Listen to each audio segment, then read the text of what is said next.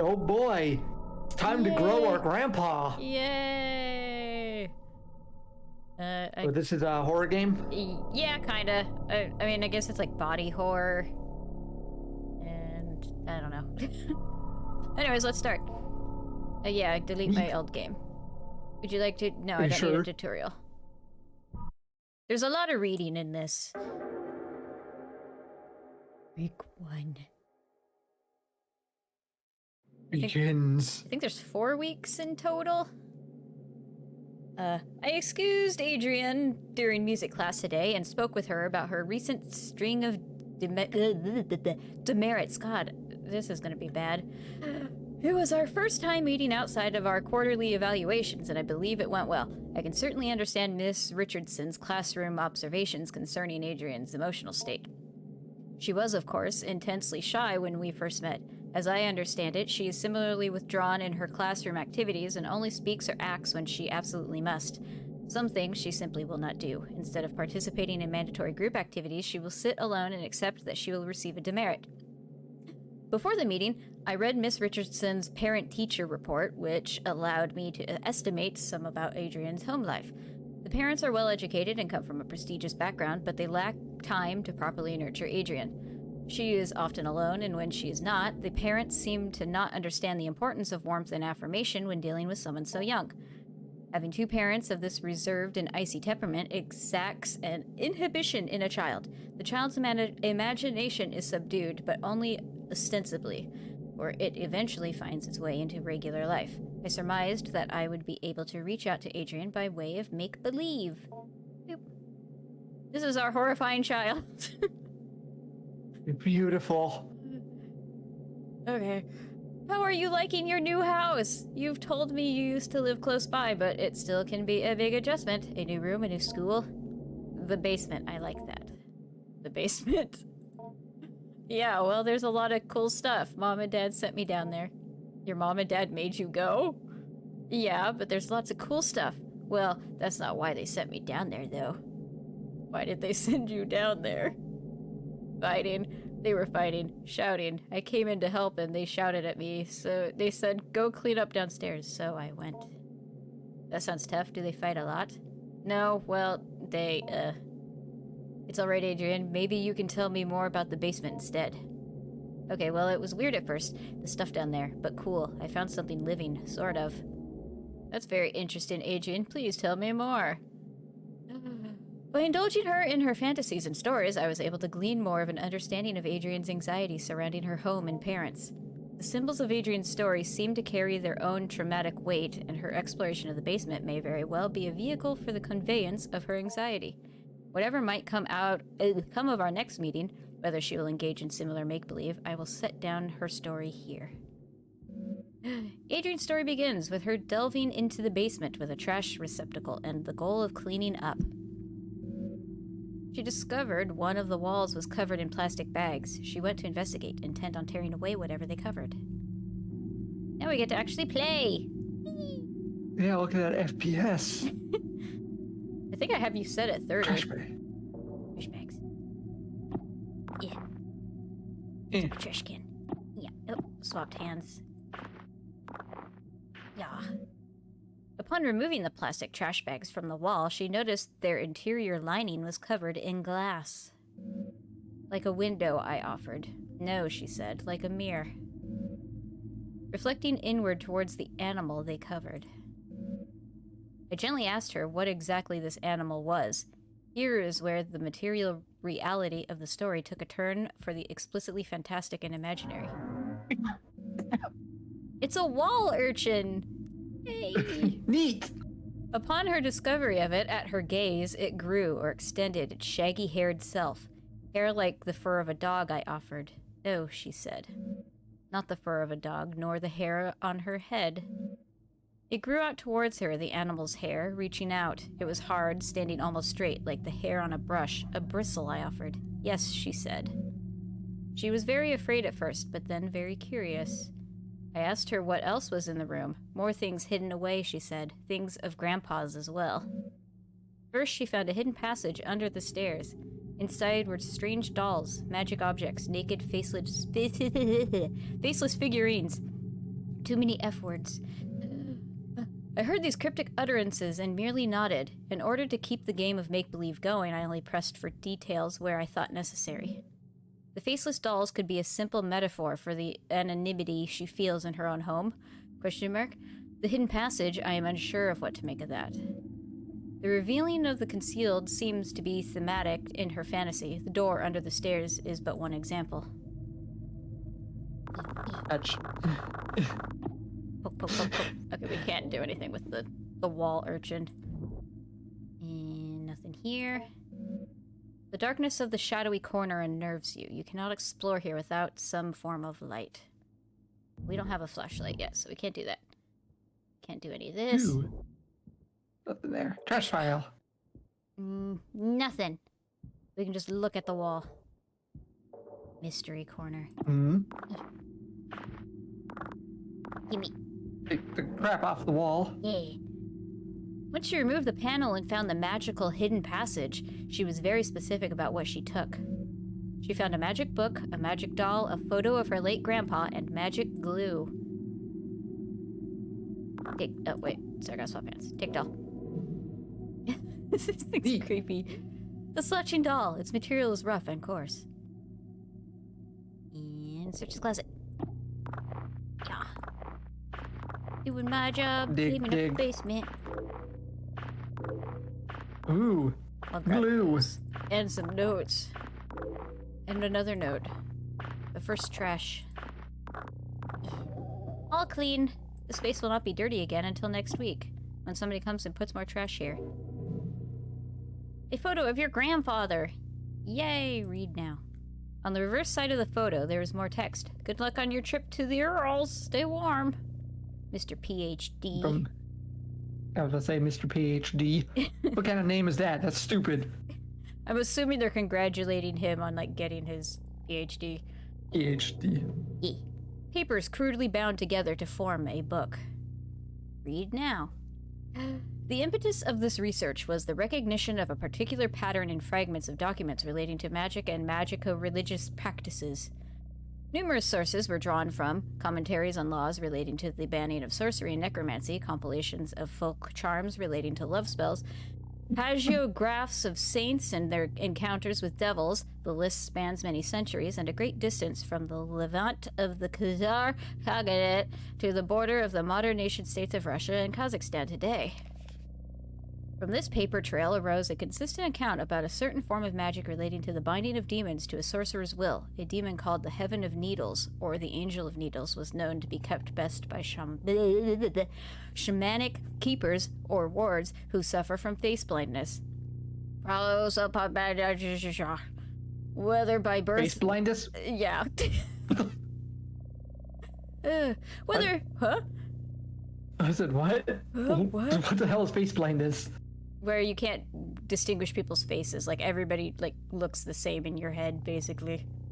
Like, you're not, like, photoshopping the same face on everybody. It's just, like, you can't tell the difference between faces. You can never put a name to a face. Got it.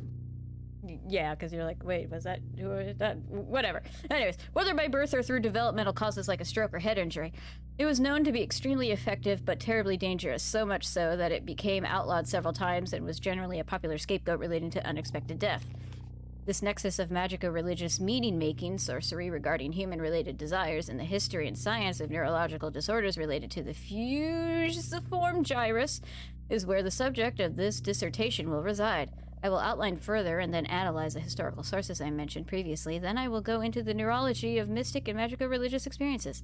After that, I will detail my ongoing correspondence with a resident of the Ural Mountain region, who is an expert folklorist and keeper of traditions he claims have been passed down through the extended family for generations. His extended family, whatever. The end. I'm guessing his PhD was in the occult. It sounds kind of like This it. is what he's... I interrupted to ask what she did with those magical, mysterious materials. Grow Grandpa, she explained plainly, and then without missing a beat, she continued on with her story. Feeling this was a potent symbol, I stopped her again to ask what she meant. Somewhat puzzled, I did not understand immediately. She explained slowly. Grandpa lives in the cage in the other room, the cage behind the door. They grew people in the cage. Duh. What don't you get? We're growing our grandpa. I mean, yeah, how hard is that to understand? Oh, I got a lot of reading. Hey, there's a note. A bunch of notes. Uh, A hastily written note. Read now. I have repeatedly called your homes to no avail, and so I am forced to leave this here for you all. I found William sitting in the corner of the enclosure area, seeming severely concussed. Whiskers was gone, in none of its usual hiding places. I immediately suspected the worst. The project thus must be suspended for now. I am leaving up the usual mirrored coverings we use to keep the anthropoidic void sealed. I have done my best to lock up everything on such short notice. It is a hasty fix, but I will require some time to find a more permanent remedy. God. I am honestly hoping you do not find this note, as I intend to lock the house down too. I intend to race off to you to retrieve the lockbox keys. Do not worry about William's keys. It and the rest of his equipment is almost certainly deep within Whiskers now. I pray you do not enter this room. No matter how it may appear, William cannot be helped, and is only being kept alive as a means of continuing predation on the rest of us. I will say once again, no matter what state you may encounter William in, he cannot be helped. I have sympathy for the young man, I truly do, but I found on his person several photos of his late sister, which would imply certain risks he knew he was taking. Our extant research materials have now become possible liabilities, either criminal or professional in nature, so I have stashed them away. I believe I let you all know how I might do this if we were ever to experience an event such as this. I hope you all remember what I told you. So long then, Dr. H. Wow. That sign can't stop me because I can't read. I choose not to understand what those words mean. Yeah. A note on experiment. 1 out of 4. Oops, I meant to read that, but I clicked out of it. We can go read them later. We got a table inside. Yeah. Experiment 2. You know what? We'll just read these all inside because I fucked up the order now. There we go. Yeah. Okay. So, boop. Beyond the door in the room, the cage was hidden, concealed in another cloak of inward-facing mirrors. Whoop. A hidden cage lined with mirrors. It is strange, almost poetic, and the elaborate fantasy of self-reflection, concealment, captivity. Yarp. Get rid of all this tape. At the cage, she finally cast her spell. But it was confusing, she confided, at first. She took the magic doll, the magic glue, and the photo of her grandpa. And she combined them, and she wished very hard. I could only assume in this fantasy that next her wish would come true. In what child's story would it not? We just gotta get some glue, get our grandpa, get that doll. And the doll. Glued together. Yeah. A tangible symbol of intention and desire. Yay! She put Grandpa in the cage, assuming that was part of the ritual. She was not clear on how it worked. What precise instructions she could glean from her grandfather's magic book was complicated by her reading comprehension. She wished with all her heart, and then she told me she waited a while for anything to happen, and after that time, she began to cry. I cried really hard, she said. I wanted Grandpa to be back. I wanted my parents to stop being so mean. And it hurt me. It heard me wish for Grandpa to come back, for my parents to be different. I could feel it through the walls, and it felt me through the air. I asked her what exactly she meant. She could only repeat what she said. By this time, lunch was almost over. I said goodbye to Adrian, and she left to rejoin her class. I was left to consider our conversation. I believe the storytelling strategy I have employed was not unfruitful, but I must probe deeper if I can. Although I can be sure of nothing I interpret, the impressions I get may begin to help me get an idea of the right questions to ask. Knowledge you acquired this week has given you access to certain topics or keywords you can discuss with Grandpa. Wish. Wish. Consider discussing this when Grandpa emerges. You also gain the following keyword. Shell. Shell. Week 2. Dun dun dun.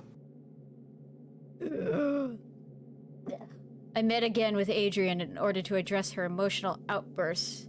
Oh, we're only 15 minutes in. Dang. Yeah, that's what I was just checking. Me too. That's why I paused. Her emotional outbursts in the past few weeks. It is our second time meeting, and while it is standard practice to have multiple sessions with a troubled student, as I assemble a report for the counseling department, I could not help but think, as we sat down in my office, that Adrian already seemed to show a remarkable change in self-esteem and confidence, and perhaps my and Miss Richardson's estimation of her as emotionally disturbed was erroneous. The paralyzing shyness and withdrawn attitude Adrian possessed last week was not entirely diminished, but she seemed to hold herself differently this week. However, this only lasted as long as our conversation pertained to initial introductory pleasantries. When I began once again asking about her parents, her feelings regarding her new school and her new home, she quickly lost what new confidence she had gathered up and withdrew again into herself. So once again I partook in some collaborative make-believe, but this time I was aided by the fact that I had managed to do some research into Adrian's grandfather, and I had some insight into what she might actually be finding in the basement. Now, this may be overstepping my bounds some as a school counseling caseworker, but this was all in the service of making Adrian comfortable and happy in this learning environment. In any case, I was able to dig up information regarding the grandfather by inquiring at the university in town. Not that I make it a habit of sleuthing, but I had a suspicion the grandfather was a professor there, or at least some sort of researcher, due to the fact that the newly constructed laboratory on the campus I drive by every day bears his name in memorial. He was some sort of anthropologist or linguist or neuroscientist. I did not have to dig that deep before the scope of his work became dizzying and I ran up against the limits of my undergraduate education. But back to the make-believe. Tap, tap. What is your grandpa like? Is he a smart man? What? Yes. I was gonna say, so tell me about your grandpa. Yes, is he smart? Well, he's currently growing. Yeah, she gave him a face already. Not anymore, but I'm teaching him. So he's grown a good deal then. You've been feeding him well? Yeah, he's getting bigger, but he has a lot of room in his cage. He's still behind the bars? Yeah, well, he might be able to climb out eventually. There's this vent in the ceiling. Well, perhaps if he climbs out, I could meet him someday. Yeah, maybe. But he's not ready to leave. He can't take care of himself. I have to feed him, pick up after him. You store the food in your lunchbox? That's nice of you to share. He can almost talk. You cannot speak with him? He doesn't. He doesn't have a mouth, sort of. But how do you feed him? He has a mouth on the outside, on his shell, or the stuff that is his skin. I'm a little confused. Maybe you can go through a typical day with your grandpa. Okay. I asked her to explain how exactly she goes about growing her grandpa, and Adrian began another tale. According to Adrian, in the week that had passed, much had changed in the basement.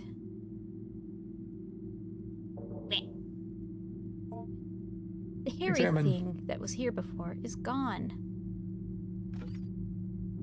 Your lunchbox is currently empty. Seek out food for Grandpa. We can't glue anything because we don't have nothing, so... You should go see Grandpa first. Fine. I'm gonna go read those notes I missed, too. Okay, yeah. Wake up, Grandpa. Grandpa. It was scary at first, she said. The way he moved, the way the doll's skin covered him. I wanted to interject. This somehow seemed inappropriate, but I kept listening. When I look at him, she continued, when I think about him, he grows and moves. It's like he's growing for me. So he's growing bigger now, I asked. Yes, she said, bigger every day. Grandpa! Well. Shuffle, shuffle.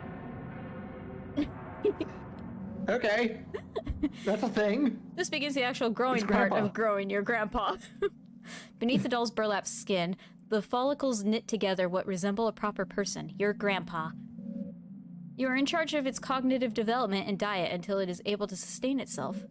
Currently, you are observing Grandpa. Please click the arrow back button below for a brief tutorial on your duties as a caretaker. Okay, well, I already know all this, so I'm not going to read these.